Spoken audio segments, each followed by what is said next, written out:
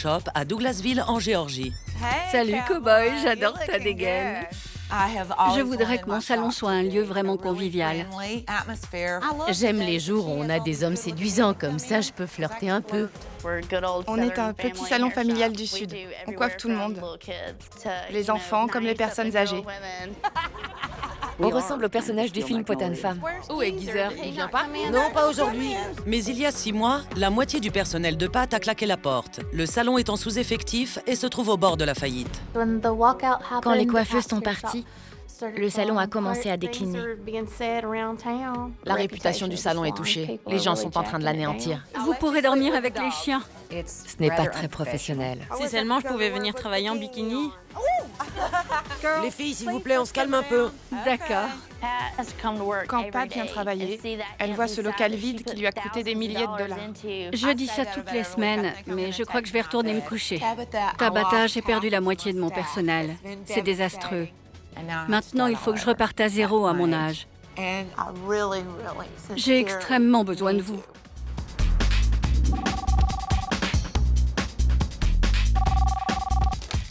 Pat Serre Shop, bonjour. Pat, c'est Tabata. C'est vrai? Oui, c'est vrai. J'aimerais que vous preniez vos clés. D'accord. Ne dites pas à l'équipe que je suis là. Et rejoignez-moi à l'extérieur. D'accord. C'est pas possible. Bonjour, Pat. Vous êtes venu? En chair et en os. Je suis à la fois très impressionnée et très excitée. J'ai quelque chose à vous montrer. Êtes-vous prête à me suivre? Bien sûr. J'ai observé le salon toute la journée avec des caméras et je m'apprête à lui montrer les images. Dites-moi pourquoi vous avez besoin de moi. J'ai traversé des épreuves difficiles dernièrement. Ça fait 25 ans que j'ai ce salon et il y a environ 4 ans, j'ai pensé que c'était le moment d'augmenter mon capital et peut-être ensuite de le vendre ou prendre ma retraite. Donc vous avez agrandi le salon. Oui, j'ai doublé l'espace. J'ai fait abattre 2 cloisons, une devant et une à l'arrière. Vous avez investi dans un local juste à côté du vôtre? Oui, Combien d'employés aviez-vous quand vous avez décidé de vous agrandir? 10. Et combien de personnes avez-vous embauché en plus? À peu près le même nombre. Et les premières années, tout se passait bien. Mais au bout d'un moment, les personnalités se sont révélées et les anciennes se sont unies. Elles ne voulaient pas faire équipe avec les nouvelles. Et elles sont parties du jour au lendemain. La plupart étaient avec moi depuis plus de 20 ans. 20 ans? C'est incroyable. Oui, c'est pour ça que ça a été très dur pour moi. Donc certaines de ces femmes ont fait toute leur carrière avec vous? On était devenus une famille. Maintenant, je me sens abandonnée. J'ai l'impression d'être incapable. J'essaie de garder la tête haute, mais souvent, quand je rentre à la maison, je me couche directement. C'est comme un deuil en quelque sorte. Oui, exactement. C'est terrible. Je ne m'en suis pas encore remise. Et ici, même ma réputation en a pris un coup. Parce que celles qui sont parties ont dit beaucoup de choses affreuses et blessantes. Et elles continuent. Elles continuent à dire du mal de vous en ville. Oui. J'imagine que Douglasville est une petite ville. Oui, les rumeurs vont vite. Avez-vous peur de perdre ce qu'il vous reste de votre affaire? Oui, nous avons de moins en moins de clients. Quelles ont été les conséquences du départ de vos employés? Je ne pouvais plus garder l'autre partie du salon. Je ne pouvais plus assumer les frais d'électricité et les charges d'un local vide. Donc j'ai dû le fermer. Mais j'ai encore un crédit de 28 000 $ qui pèse lourd sur mes épaules. C'est une sacrée somme.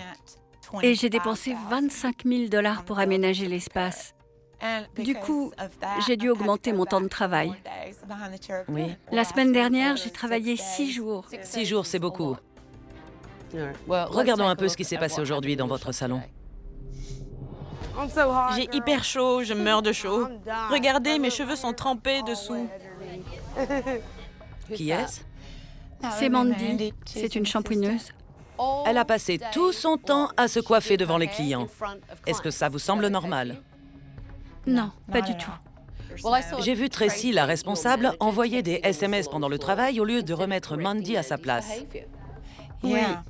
Quel genre de chef est Tracy? Si je peux compter sur elle? Non. Elle est trop gentille. Ah. Bon, passons à la suite. D'accord. On ne savait pas ce que c'était. Au début, je pensais que c'était un jouet.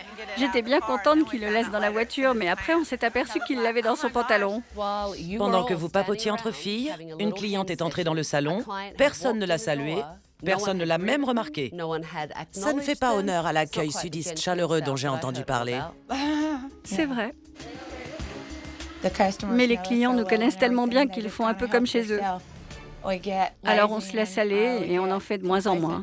Peut-être, mais les clients ont besoin qu'on s'occupe d'eux, peu importe leur fidélité. La moindre des choses est de leur dire « Bonjour, je suis à vous dans un instant » ou « Quelqu'un va s'occuper de vous Oui. » surtout si c'est un nouveau client. Oui. Ils ont besoin d'être accueillis.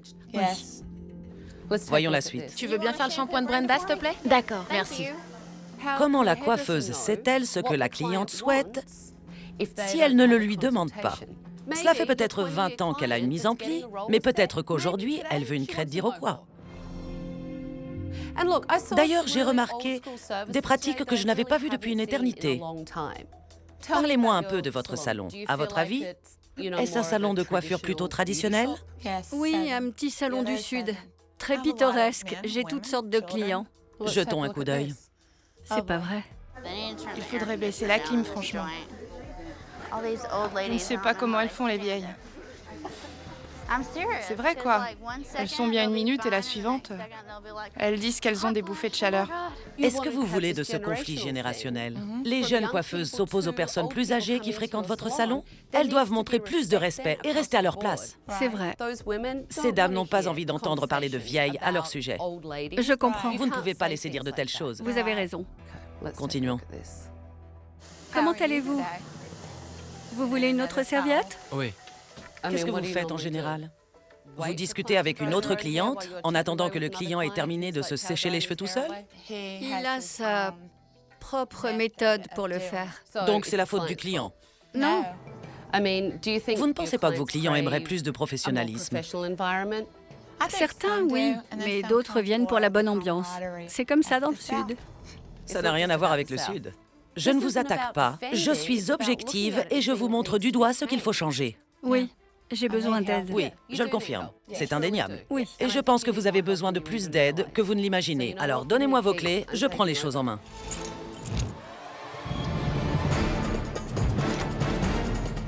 Bonjour tout le monde. C'est pas vrai? Je rêve. Venez ici. Quand Tabata a passé la porte, j'ai eu la larme à l'œil. J'étais tellement heureuse de la voir. Heureusement que nos prières ont été entendues. Je suis Tabata et je prends les choses en main. J'ai annulé tous les rendez-vous de la semaine. Les choses vont changer ici, parce que vous allez respecter mes règles. À la fin de la semaine, certaines d'entre vous travailleront toujours dans ce salon et d'autres pas. À présent, j'aimerais faire le tour du propriétaire.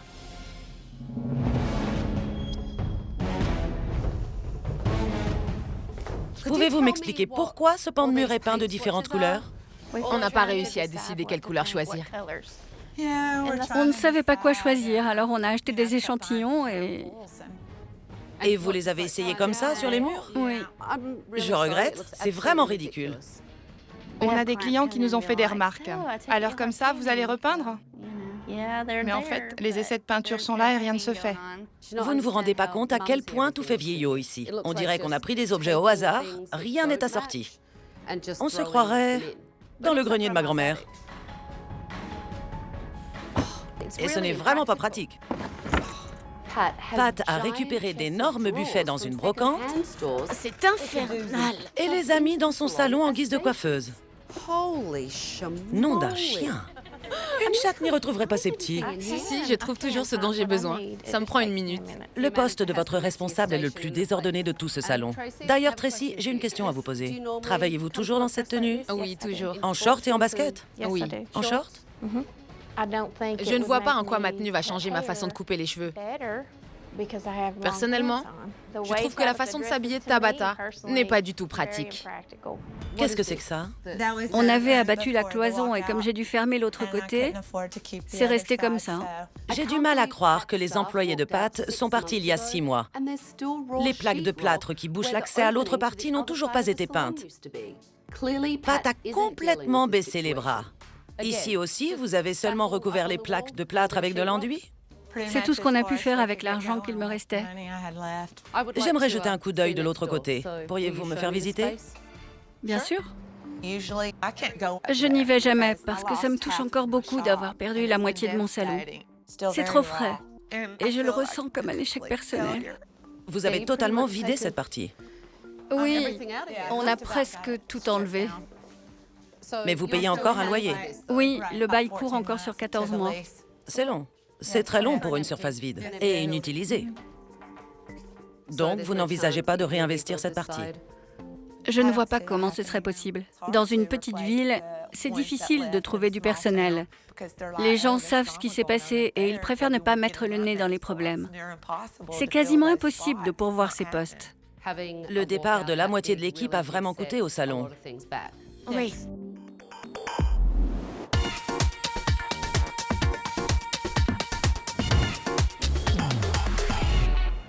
Comment allez-vous? Super bien. À merveille. Je suis impatiente, je me demande comment c'est à l'intérieur. Êtes-vous prête? Oui. Entrez. Je rêve! Oh, c'est beau. C'est dingue. Incroyable, c'est ma couleur préférée. J'adore. Je trouve la déco magnifique. Et c'est moderne. C'est tout à fait tendance. Mais elle a su garder l'esprit que Pat a toujours aimé. Quand je suis entrée dans votre salon, il était vieillot et démodé. C'était beaucoup trop encombré. Donc, j'ai essayé de transformer le côté vieillot en un côté rétro et glamour.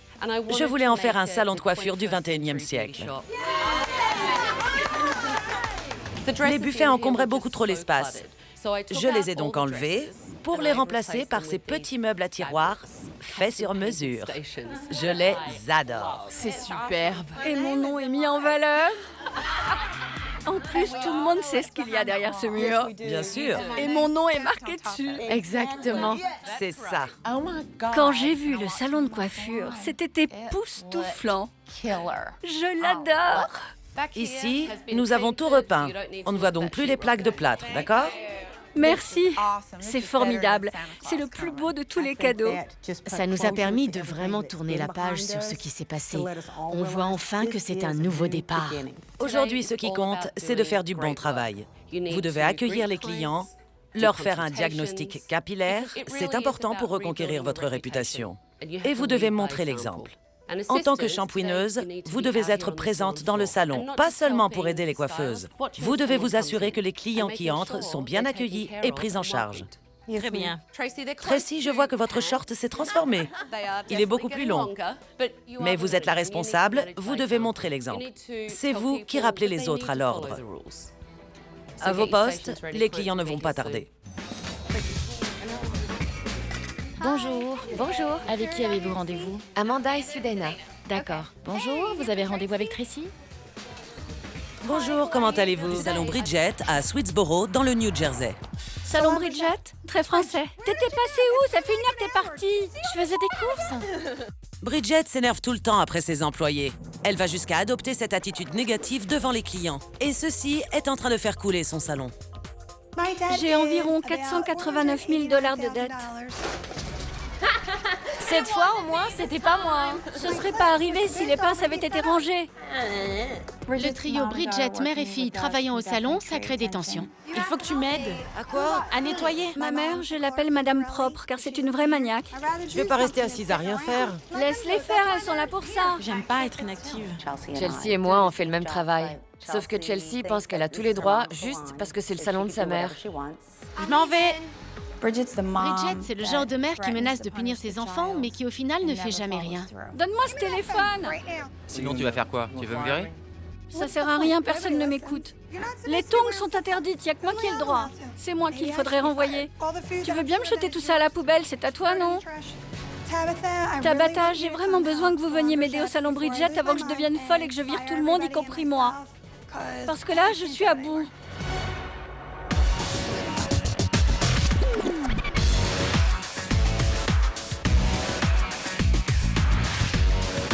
Je suis Tabata, je suis exigeante mais douée et je prends les choses en main.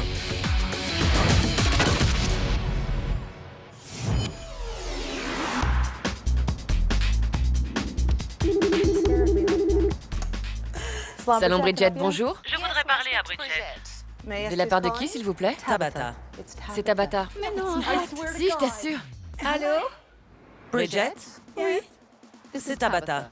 Je voudrais que vous preniez votre portable et vos clés et que vous me rejoigniez à l'extérieur.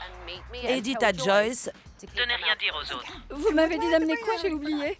vos clés, Et votre... portable. D'accord. Bonjour. Je suis Tabata. Vous avez demandé de l'aide, me voici. Venez avec moi, s'il vous plaît. D'accord. Des caméras ont filmé le salon Bridget toute la journée et je veux maintenant lui montrer ce que j'ai vu. Dites-moi un peu ce qui se passe avec votre salon. Eh bien, en gros, il manque d'organisation. Mes employés manquent de professionnalisme et de respect envers moi. J'ai fait appel à vous pour que vous nous mettiez un coup de pied au derrière, y compris à moi. On en a tous bien besoin. Le problème vient de mes employés, mais de moi aussi. Vous êtes endetté de combien actuellement? D'environ 489 000 $. Ah oui, quand même. Ça fait une grosse somme. Il y a des mois où j'arrive à peine à payer les factures. Mais comment vous en sortez-vous si vous ne faites pas de bénéfices? Heureusement que mes parents sont là, ils m'aident beaucoup. Ma mère vient faire le ménage au salon. Et ils m'aident tous les deux beaucoup financièrement. Mais j'imagine qu'il faut qu'ils pensent au financement de leur retraite et qu'ils ont envie aussi de penser à eux. Oui. Sans forcément penser tout le temps à leur grande fille. Oui, vous avez raison. Vous réalisez la pression que vous avez? Oui.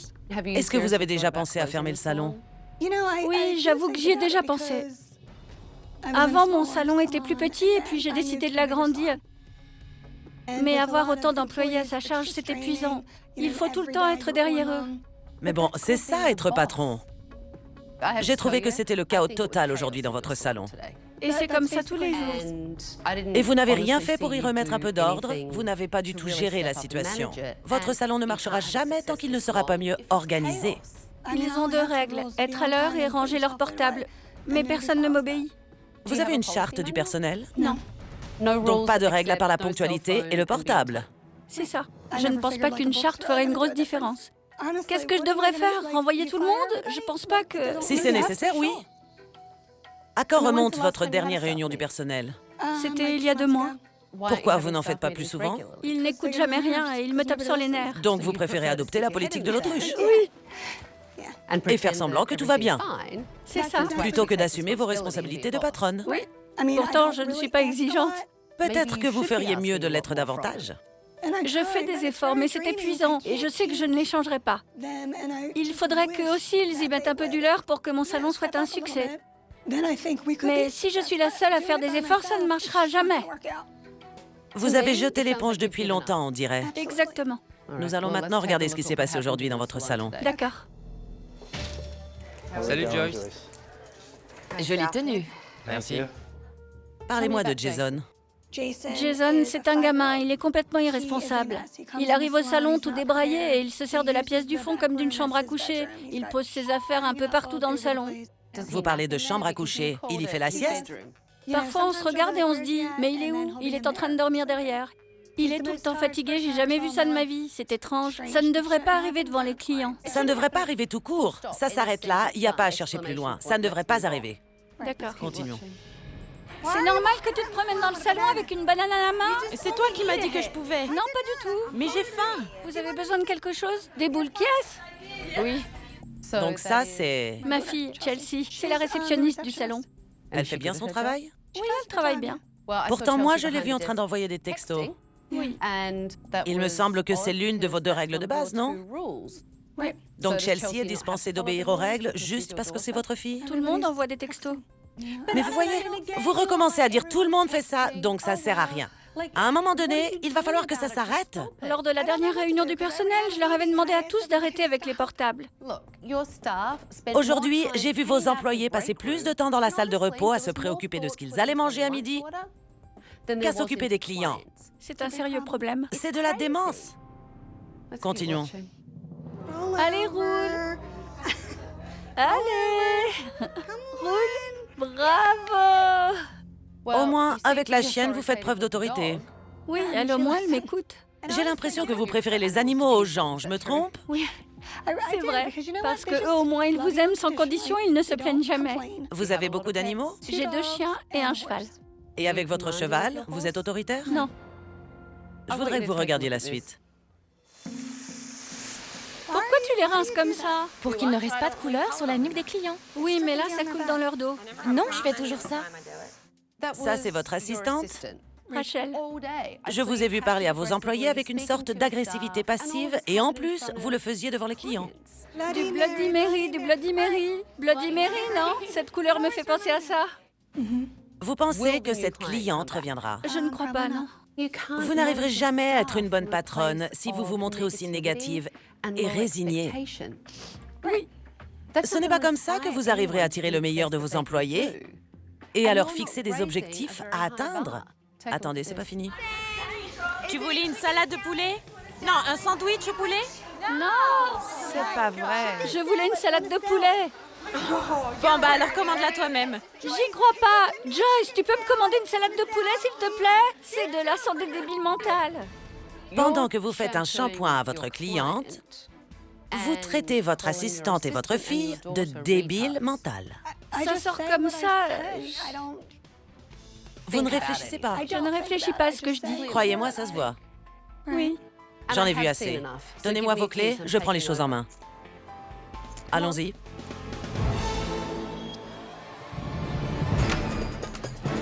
J'imagine que tout le monde est en salle de repos. Bonjour. Bonjour à tous. Bonjour. Bonjour. Ça vous dérangerait de sortir de la salle de repos? Vous y passez assez de temps comme ça, non? Quand j'ai entendu la voix de Tabata nous appeler, j'ai failli m'évanouir. Je viens à peine d'arriver et il y en a qui pleurent déjà. Je m'appelle Tabata et je prends les choses en main. J'ai annulé tous vos rendez-vous de la semaine car dorénavant, ce salon m'appartient. Et à la fin de la semaine, certains d'entre vous travailleront toujours ici et d'autres pas. Ok, Bridget, vous me présentez votre salon? J'ai un peu peur, mais j'aimerais quand même visiter. Ça, c'est votre salle d'attente? On dirait que l'aspirateur ne sert pas beaucoup dans cette pièce. C'est pas ce que j'appellerais la grande classe. Je sais pas pourquoi le salon est dans cet état. Normalement, c'est à moi de passer l'aspirateur. Mais parfois, j'oublie. Ah, c'est sympa, ça. Quand on prend une carte de visite, on a des cheveux en prime? Qui s'occupe du ménage ici? C'est moi. On vous paye pour le travail que vous effectuez ici? Non, je le fais pour Bridget. Pour Bridget. Je trouve ça incroyable que Peggy fasse gratuitement le ménage dans le salon alors que les coiffeurs passent leur journée en salle de repos. Et Bridget les laisse faire. À qui est ce poste de travail? C'est le mien. Vous voulez bien vous approcher un peu par ici? Je comprends mieux pourquoi on vous traite comme un petit garçon, parce que... C'est une blague. Sympa, non? Et ça ne sert à rien de baisser la tête, car votre petit numéro d'enfant coupable ne prend pas avec moi. C'est pas ce que je fais. Vous êtes un homme, alors comportez-vous en homme. Et assumez la porcherie qu'est devenue votre poste de travail. Tabata s'est comportée en vraie garce. Je l'ai trouvée méchante. Je l'ai trouvée grossière. Elle nous a parlé comme à des chiens. Et ici, c'est Mon bureau. le seul avantage d'un bureau comme ça, c'est qu'il est mobile. Il est mobile. Le bureau de Bridget se résume à une boîte en plastique qui déborde de factures. Et après, elle s'étonne qu'elle n'arrive pas à payer ses factures dans les délais.